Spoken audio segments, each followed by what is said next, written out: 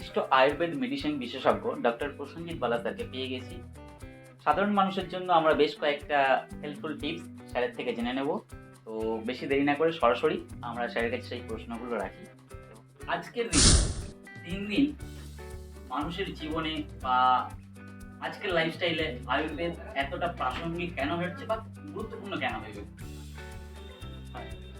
নমস্কার। আপনাদের প্রথমে যেটা বলি সেটা হচ্ছে আয়ুর্বেদ এখন প্রাসঙ্গিক না। আয়ুর্বেদ অলওয়েজ প্রাসঙ্গিকই ছিল।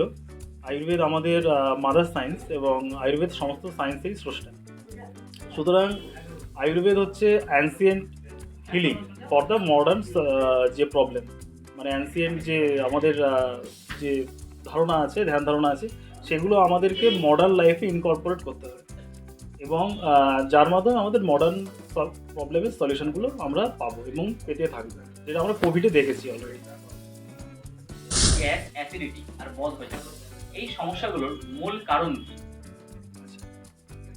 আয়ুর্বেদে একটা কথা উল্লেখ আছে যে যত ধরনের রোগ আছে তার একটাই কারণ, সেটা হচ্ছে আমাদের পেট। অর্থাৎ আমাদের পেট যদি কারোর ক্লিয়ার না থাকে, অর্থাৎ পেটে যদি অনেকে বলে যে ডাক্তারবাবু সকালে আমার পেটটা ক্লিয়ার হচ্ছে না, বা আমি প্রচুর খাই কিন্তু আমার সঠিকভাবে আমার পটি ক্লিয়ার হচ্ছে না, বা নানান সমস্যা থাকছে।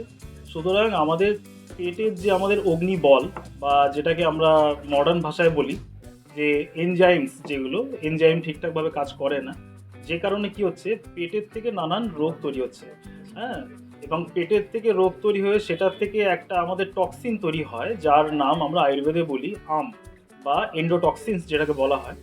সেটা তৈরি হয়ে সেটা যদি কারোর আস্তে আস্তে অ্যাকর্ডিংলি বিভিন্ন আমাদের সিস্টেমে যায়, অর্থাৎ যদি আমাদের এন্ডোক্রিনাল সিস্টেমে যদি সেটা জমতে থাকে, সেটা ধীরে ধীরে কিন্তু আপনাকে কিন্তু হাইপোথাইরয়েডিজমে লিড করবে, অর্থাৎ থাইরয়েড ডিজিজে লিড করবে।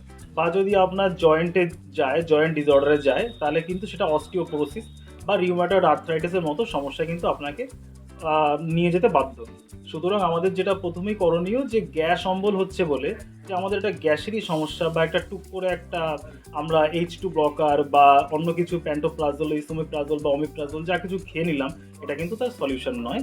এটা তার কিন্তু সিমটোম্যাটিক রিলিফ, যেটা থেকে আমাদের বাঁচতে হবে। সেটাও দরকার, কিন্তু আমাদের জানতে হবে যে প্রকৃত রোগটা কোথায় আটকে আছে, তারপরে কিন্তু আমাদের অ্যাকর্ডিংলি উই ক্যান ট্রিট। দীর্ঘদিনের জয়েন্ট পেন কি আয়ুর্বেদের মাধ্যমে ভালো করা যায়? হ্যাঁ, প্রথমেই বলি, আপনি যে প্রশ্নটা করলেন যে দীর্ঘদিনের জয়েন্ট পেইন, কারণ জয়েন্ট পেইন দীর্ঘদিন ধরে আছে, তার মানে there is something lacuna for this, যে আমাদের হয়তো রোগটা ঠিকঠাকভাবে ডায়াগনোসিস হয়নি, বা ডায়াগনোসিস হলেও তার হয়তো বিভিন্ন মডার্ন প্যারামিটার অনুযায়ী হয়েছে এবং তার ট্রিটমেন্টও হয়তো মডার্ন প্যারামিটারই চলছে।